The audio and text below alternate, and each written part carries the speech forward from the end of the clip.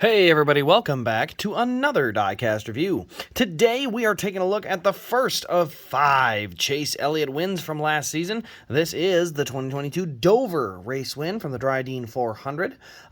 This car is the Elite, so this is the one that's actually going to be going in my personal display case, or whatever you want to call it, that big wall of Elliott wins. So yes, this one is mine, which means I have already put in the luxury antennas. But we're going to actually start with our box today. Standard Elite box, nothing crazy. You can see we have the race win sleeve. The race win sleeve has this little tab. It's kind of hard to see. Let's see. I'll back it out. We'll do it this way. Give me one sec here. There we go. All right, so here you can see I've pointed this out before, but always good to get it a couple extra times as the season's new. Boy, this thing is really being picky. There we go. So there you see the little tab. That little tab basically just goes right up in the box.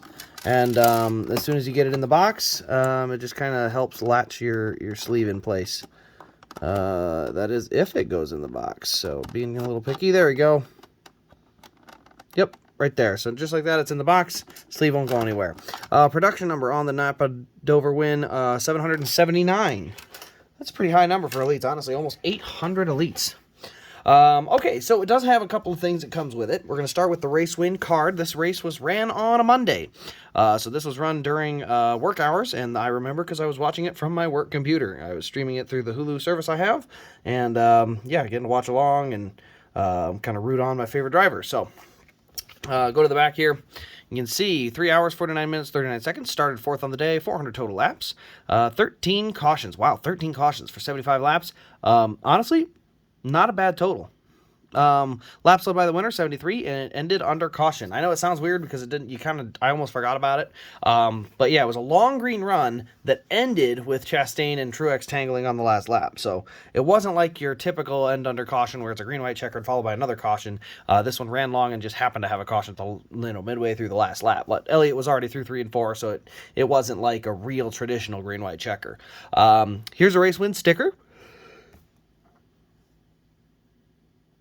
There we go. And here is the event pin. So there you can see the Dryden Duramax 400, May 1st, 2022 from Dover Motor Speedway. That's right. They recently had been purchased.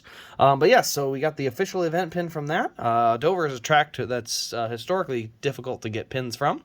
But luckily, I was able to snag a couple. So there are 2 pins available on the website. So if you're a Chase Elliott fan or a collector and you want to get a hold of one of them Dover pins, you can find them at rasdiecast.com along with the car, ARC and Elite. So just going to do a shameless plug now. But yes, if you are looking for the pin, there are a couple available. Originally, I didn't have any. I was able to snag a few. So yes, that's where you can find them. Okay, now let's go ahead and dig into the diecast itself. So starting on the left side, you can see we've got the number 9. You've got the white start here. We'll go actually to the splitter first. So you can see the carbon fiber splitter here all across the front. Very cool to see that carbon fiber all across that front splitter. Every other car, I haven't seen that carbon fiber yet, so I don't know. I think it's pretty neat.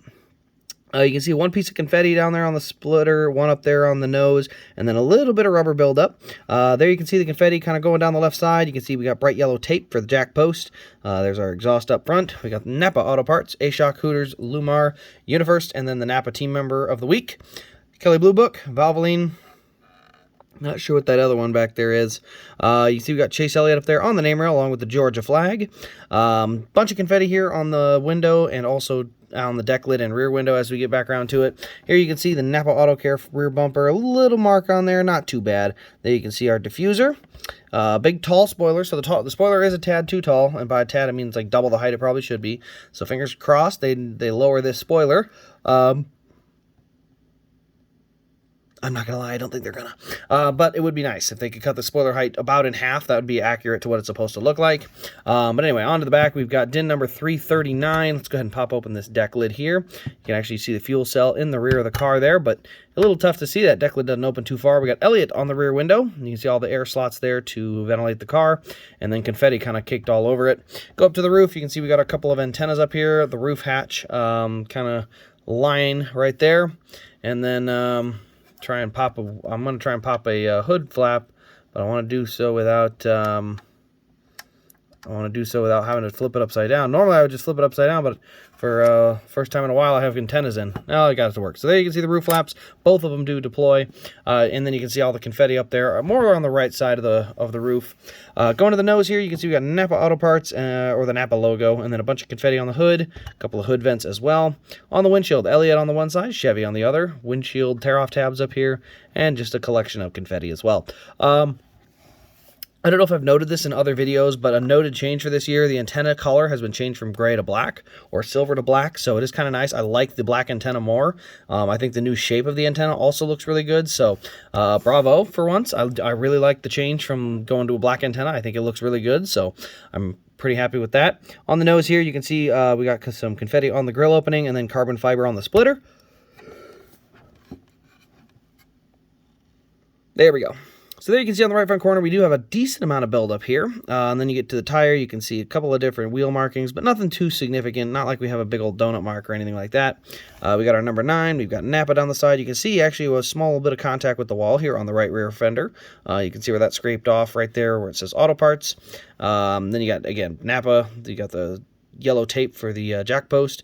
Number 9, all that stuff there, so pretty solid detail nonetheless. It is a Elite, which means functioning rear suspension, posable wheels, and working front wheels, and then of course the opening deck lid. So obviously the detail is a big thing on this car. I think it looks really, really solid. The Elite always has pretty good detail, so hard to be disappointed with that. Obviously adding the event pin into it, I think personally makes it, you know, always a treat. I always like getting those pins to go with it.